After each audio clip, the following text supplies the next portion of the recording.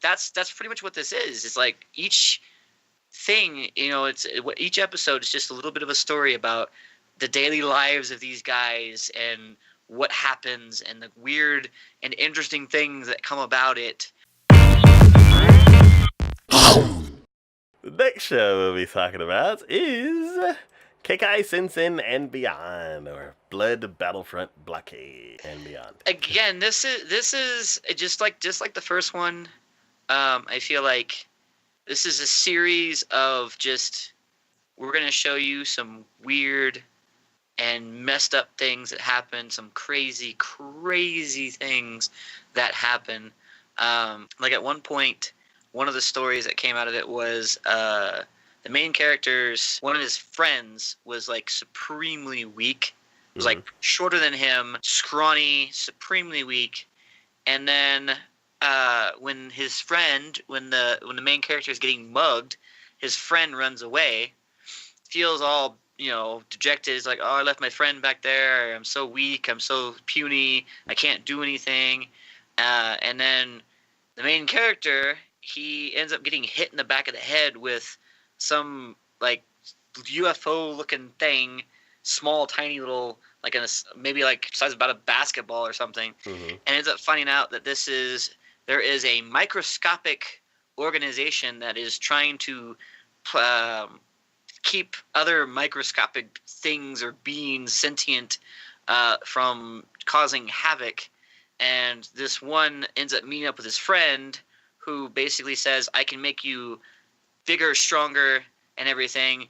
But he doesn't know that, things like that always come with a price. Yeah. And every time he comes up against somebody who's stronger than him, his body grows and gains more mass and just gets stronger and bigger, to where there was actually he was pretty much Godzilla size at one point in the whole thing.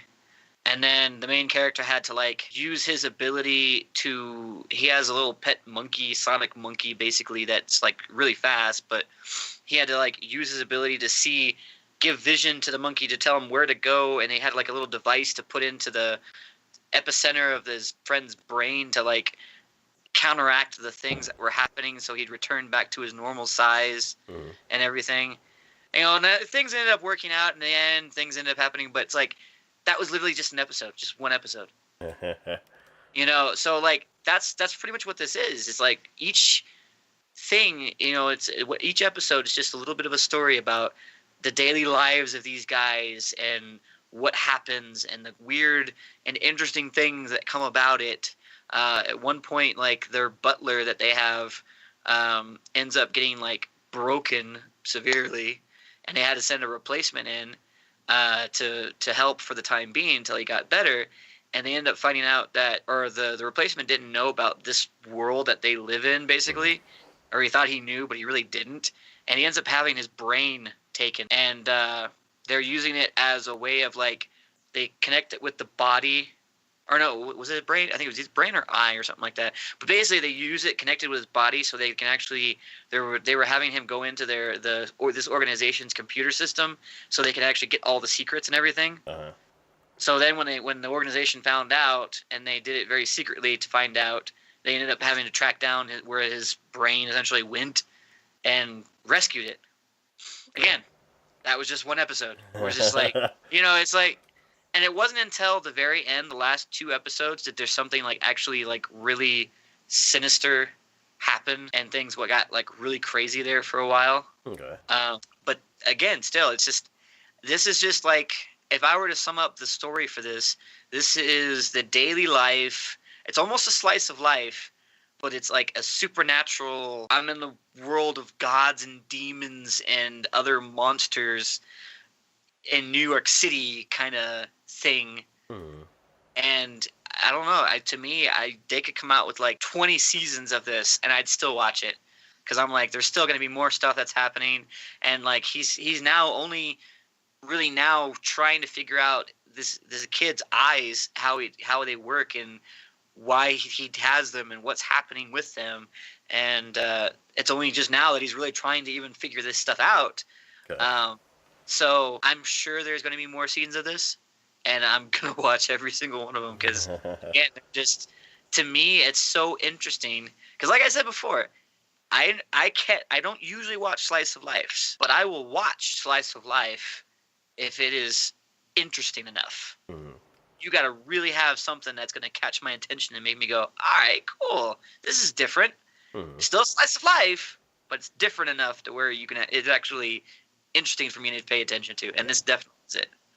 Okay. People have all sorts of crazy abilities. There was one where when all this craziness and madness happened in New York, there was a hospital that ended up getting like transplanted to another realm essentially, and there's characters in there who can like. There's a nurse or a doctor who basically like splits herself into multiple versions of herself, just slightly smaller. So like, yeah. You know, it's just. I'm always like, you don't know what to expect. You're like, I don't know how this is gonna work. I know something's gonna come cool about this, but here we go. You know, Hell, there was one where they have their trigger happy. You know, she's basically human, but she's really good with guns, like insanely good with guns. And there was one where she has a kid, and it's a parent teacher day, and she wants to be there, but there's an operation going on at the same time, so she ends up going there as the parent, but she has to do everything remotely. She has she knows where like the building that her team was going to go into was, so she had a sniper gun situated with a remote control that she could control through her glasses. So she's standing there in the midst of everything, and like her kid's doing stuff, and she's standing in the back of the classroom killing people essentially from distance. That's funny.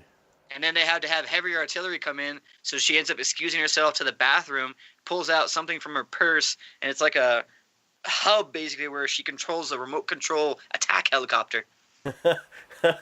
Just like, holy crap. Talk about multitasking. No kidding. Taking it to a new level. But it's like little stories like that and things that you just don't see or don't know, don't understand. And you're like, okay, yeah, cool. All right, this is interesting. So I will always enjoy this series. I have yet to find a fault in it at this point. I'm just always interested to see what's going to happen next. Okay, cool. I am still on episode 1. So, I will revisit it one day when I swing back around with the backlog series. Let's see. I was entirely with it. Like, all the deaths, all the how everyone had met their end, even in those like were like, it's also a kind of thing where it's like, it's kind of unfortunate. Like, it's not 100% his fault, but it is because he's the king. So it's kind of, it's I don't know.